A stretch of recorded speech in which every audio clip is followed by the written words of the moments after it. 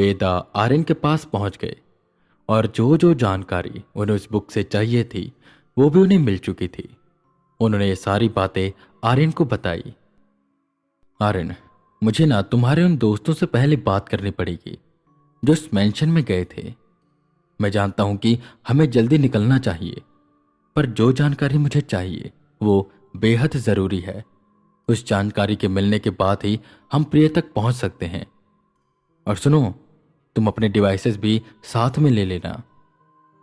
ये सुन आर्यन ने बिल्कुल भी देरी नहीं की और सीधा अपने दोस्तों को बुलाया, जिनमें से जो राहुल था वो वहां पर सबसे ज्यादा एक्टिव था और उसने ही उस मेंशन के बारे में सबको बताया था। देख राहुल, ये बहुत ही फेमस गोस्ट हंटर और पैरानॉर्मल इन्वेस्टिगेटर हैं। इनका नाम है वेदा। तुम इन्हें बताओ कि वहां पर क्या क्या हुआ था, और सुनो, सब कुछ सच सच बताना। जाहिर सी बात है, आर्यन ने अपने इस काम के बारे में किसी को कुछ भी नहीं बताया। राहुल आगे की ओर आया और वेदा को बताने लगा। सर, मुझे ना हॉरर चीजों को बहुत शौक है और मैं शुरू से चाहता था कि मैं ऐसी जगहों पर जाऊं जहां पर भूत हो या स्पिरिट्स हो और उनसे जुड़ी मैंने कहानियां सुनी हो। जब हमारा प्लान बना कि हमें वीकेंड पर कहीं जाना चाहिए, वो भी घूमने के लिए, तो मैंने इस मेंशन के बारे में बहुत सुना हुआ था। तो मैंने सबको सजेस्ट किया कि यहीं पर चलते हैं और सब लोग मान भी गए। पर अगर मुझे पता होता कि यहाँ पर यही सब होगा और प्रिया गायब हो जाएगी तो मैं कभी भी ना जाता। और मैंने उसी दिन कान पकड़ लिए कि आज के बाद इन सब चीज़ों से कोई पंगा नहीं लूंगा। मेरी एक क्यूरियोसिटी की वजह से मेरी दोस्त चली गई। सर, आप प्लीज उसे किसी भी तरह बचा लीजिए, प्लीज सर। वेदा ने सारी बातें सुनी और कहा, तुम चिंता मत करो, मैं प्रिया को बचा लूंगा। और जो तुमने बात कही है बिल्कुल ठीक कही है, ऐसी जगहों पर कभी भी नहीं जाना चाहिए। पर खैर, यह ज्ञान मैं तुम्हें आने के बाद दूंगा। अभी हमें प्रिया को बचाना है, तो मुझे तुम यह बताओ कि उस मेंशन में आखिर था क्या और उसकी कहानी क्या है। प्रिया कौन से रूम की ओर गई थी और क्या तुमने वहां पर कोई आवाज सुनी या कोई ऐसी चीज देखी जो तुम्हें लगता है कि मुझे पता होनी चाहिए और जो चीज प्रिया को ढूंढने में मदद करे। राहुल बिना देरी के बताना शुरू करता है। सर, वो मेंशन साल 1960 में बना था। वहां पर एक राजपुताना परिवार रहता था और कहा जाता है कि उनके घर का जो सबसे छोटा बेटा था उसकी शादी हुई थी, पर वो दूसरे कास्ट की लड़की थी। और सर, ये एक लव मैरिज थी। कहा जाता है कि वो जो नई बहू आई थी उनके घर में, वो काला जादू करती थी और शायद उसने उनके छोटे बेटे को अपने वश में कर लिया था, वशीकरण करके। और ये बात पूरे गांव को पता थी कि वो एक काला जादू करती है। ना उसकी माँ का पता था, ना उसके बाप का पता था। जिस दिन वो गायब हुई उससे कुछ दिन पहले ही वहां जो गांव था वहां से जानवर गायब होने लगे और जो कौवे थे ना सर, वो उनके मेंशन के ऊपर आकर मरने लगे, जिससे सब परेशान हो गए। और एक रात जब तेज बारिश हो रही थी, वो अपने कमरे से गायब हो गई। सबको लगा वो भाग गई या उन परिवार वालों ने इसे मार दिया। ये बात सच भी हो सकती कि उस परिवार वाले ने उन्हें मार दिया हो। पर सर, उसके अगले ही दिन वो पूरा का पूरा परिवार गायब हो गया। कहाँ गए वो किसी को भी नहीं पता और आज तक नहीं मिले। और उसके बाद से वो मेंशन ऐसे का ऐसा ही पड़ा और पूरा वीरान हो गया। सर, किसी को भी नहीं पता कि वो बहू कहाँ गई और कहाँ ले गई उस परिवार को। और ये तो मुझे नहीं पता कि प्रिया किस कमरे में गई थी। मैं और अदिति नीचे का फ्लोर एक्सप्लोर कर रहे थे और प्रिया और केशव ऊपर का। प्रिया केशव के साथ गई थी, तो हो सकता है कि उसे कुछ पता हो। वेदा ने पूरी बात ध्यान से सुनी और केशव से पूछा, तो केशव, जब वो तुम्हारे साथ गई थी तो गायब कैसे होगी? मतलब कुछ ना कुछ तो तुम जानते होगे या तुमने देखा होगा।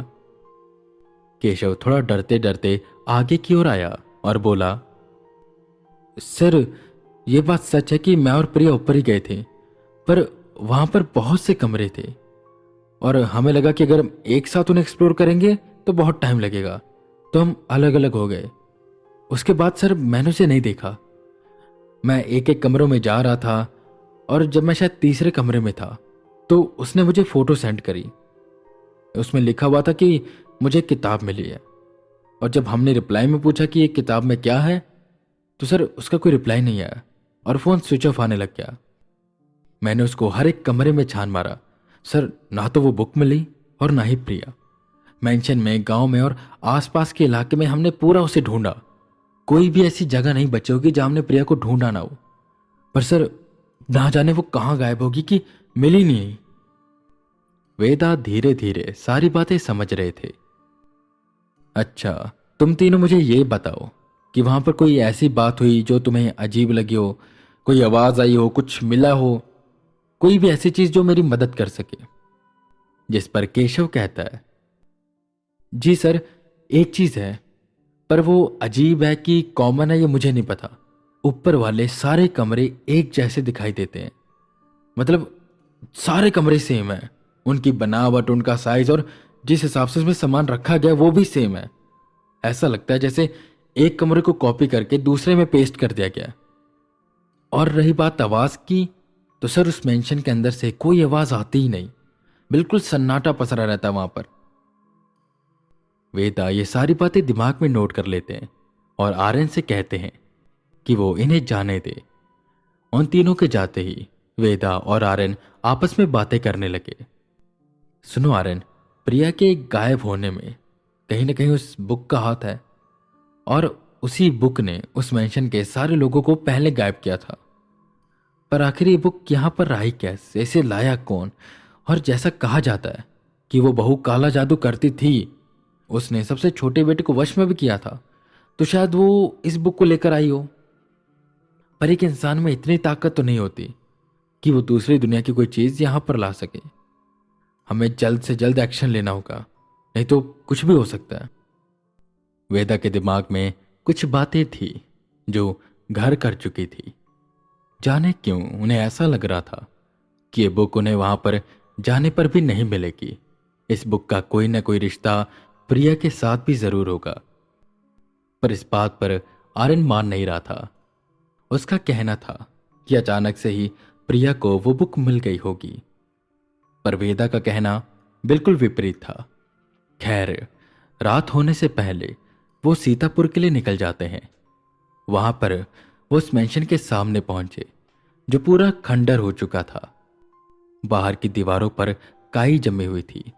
एक बगीचा भी था, या कहें रहा होगा, क्योंकि आज वहां पर जंगली घास और पेड़ उगे हुए थे। दरवाजे को दीमक इस तरह खा गई थी जैसे हमारे देश को नेता।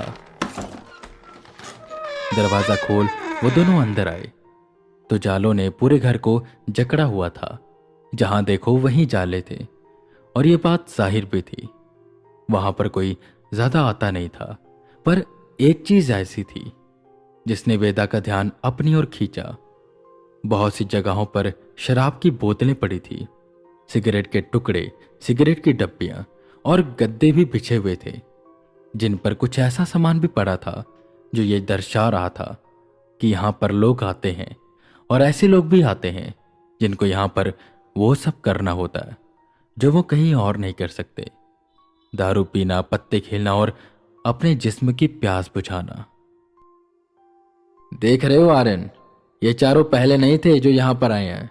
इनसे पहले भी बहुत से लोग आ चुके हैं और शायद अभी भी आते होंगे। इंडिया में अक्सर ऐसे ही होता है, जो जगहें खाली पड़ी होती हैं वहां पर ऐसे लोग आ जाते हैं। और देखो, इनमें से किसी को भी वो बुक नहीं मिली, सिर्फ प्रिया को मिली। मैं अभी भी यही मानता हूं कि प्रिया का उस बुक के साथ कोई ना कोई संबंध है, क्योंकि मुझे यहां पर कोई भी ऐसी स्पिरिट महसूस नहीं हो रही। बाकी ऐसी जगहों पर भूत प्रेत होते ही हैं, पर इसका एक और मतलब हो सकता है कि यहां पर ऐसी कोई चीज है जिससे डरकर वो भूत प्रेत आ ही नहीं रहे। पर उस ताकत को मैं सेंस नहीं कर पा रहा, तो शायद वो ताकत अभी छुपी हुई है, या वो छुपी ही रहती है और सिर्फ प्रिया के आने पर वो बाहर आई। कुछ भी हो सकता है। वेदा पूरे मेंशन को ऑब्जर्व कर रहे थे। आर्यन अपने डिवाइसेस लगाने लगा। वेदा दूसरे फ्लोर पर पहुंचे और जैसा केशव ने कहा था, वहां पर एक जैसे दिखने वाले कई कमरे थे, जो कि सच में काफी अजीब बात थी। वेदा एक एक कमरे में गए, पर उन्हें वो बुक कहीं भी नहीं मिली। जिसके बाद वो छत पर गए तो छत पर भी शराब की बोतलें और सिगरेट के टुकड़े पड़े थे, पर उसी के साथ कुछ मरे हुए कौवे भी। और मरे हुए कौवों को देखकर ऐसा लग रहा था कि ये अभी हाल ही में ही मरे हैं। ये कौवे तब मरे जब प्रिया गायब हुई, और तब भी मरे थे जब मेंशन में सब लोग रहते थे और गायब हो गए थे। लोग दारू पीने आते हैं यहाँ पर, और भी तरह तरह की चीजें करते हैं, मतलब बहुत। तब ना उनके सामने बुक आई और ना ही ये कौवे मरे। आखिर इस मेंशन में है क्या ऐसा? वेदा फिर से उलझन में पड़ गए और बार बार उनको एक ही बात लग रही थी कि बुक का प्रिया के साथ कोई ना कोई लिंक है, पर क्या, यही वेदा नहीं जानते थे। उन्हें किसी न किसी तरह उस बुक को ढूंढना था, क्योंकि उस बुक के अंदर प्रिया फंसी हुई थी।